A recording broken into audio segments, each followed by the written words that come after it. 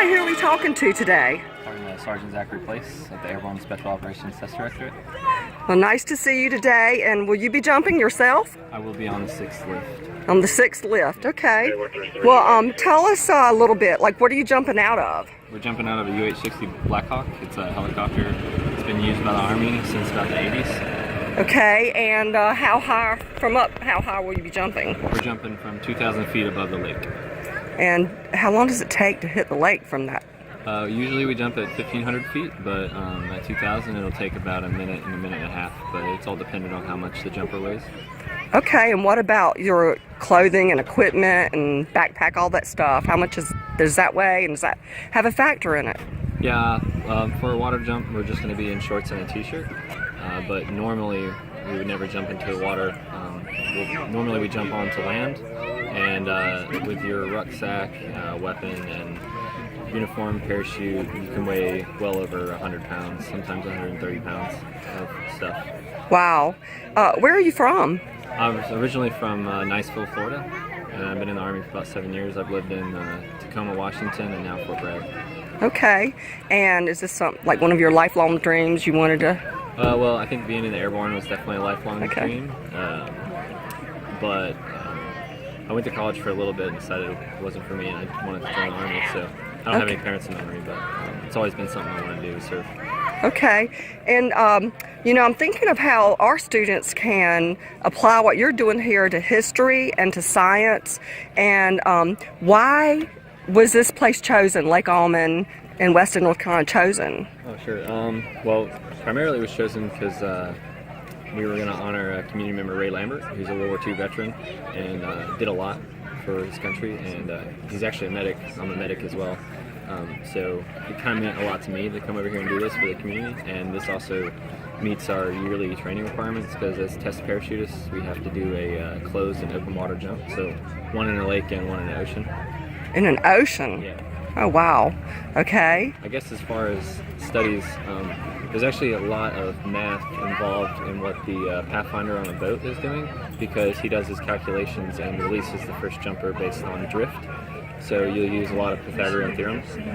Pythagorean theorem. Oh, I bet our 5th graders have heard that before. Oh yeah. So, for example, when I went to Pathfinder school myself, I got about 3 sheets of formulas, and me personally, I'm not a great math guy, but I learned really quickly to kind of use those formulas to solve sometimes complex problems.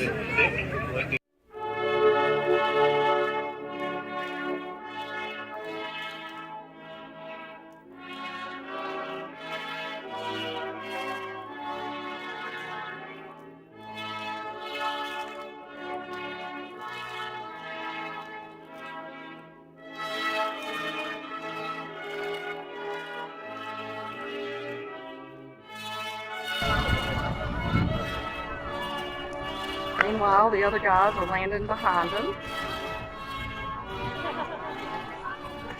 So these backpacks, how much do these bags weigh?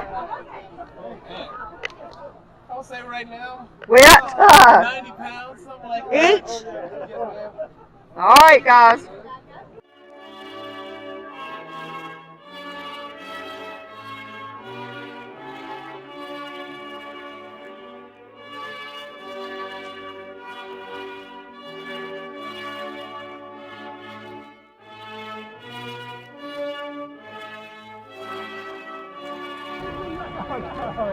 Are you one of the, you just jumped?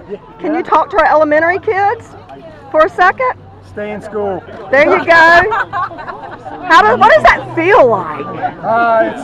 It's floating, nice and cool, weightless, and then a nice plunge into the deep end of the pool. Does it hurt at all when you land in the, no, nice soft landing? It's like jumping in from the side of a pool. Tell us about that pack on you right there. So what this aqua lung does is as soon as we hit, there are CO2 cartridges inside right here that when I pull this tab, it'll inflate the entire thing and it keeps you afloat. Oh, cool. Did you use that when you're out there, when you land? You didn't need to use it, but if you needed to, you have that and it's safety. You have it there. So what about your parachute? Do you take that off as soon as you hit the water? So we undo our chest straps and our waist straps, and everything's wide open. And right before we go in the water, we grab our leg straps and let them go, and we slide right out of it. Awesome. Yep. Neat. Cool. Thank you. Thank you, ma'am. Okay, so you do have to use math, and I'm thinking too today about how does the wind factor in? So we use a formula called decaf, which is basically a drift formula. So at altitude, we'll throw up a pie ball, which is basically a balloon with helium, and then we measure the angle from the boat to the pie ball based on the altitude that we're dropping, and that'll give us the drift. So we'll then convert that with the decaf formula to push from the point of impact where we want the first jumper to land. It'll push out several hundred meters to say, hey, number one jumper needs to exit now, and then all the corresponding jumpers need to exit after, and they'll all drift to the PI. Wow, because if you didn't do that, they could have mid-air collisions or land in the wrong place, or what? Mid-air collisions are more of a jumper problem at that point. They can always avoid those, but what we really want to watch out for is all the terrain hazards around, because if you get a jumper in the trees, it's a bad day. Or if you're doing a water jump in this uniform and you land on the land, it's going to be kind of, it's not going to be fun for you. Okay. Well, thanks so much for talking to me today, and I hope all you boys and girls are listening to how math and science are used and used to shape history. So keep learning that algebra and geometry, even though you don't want to.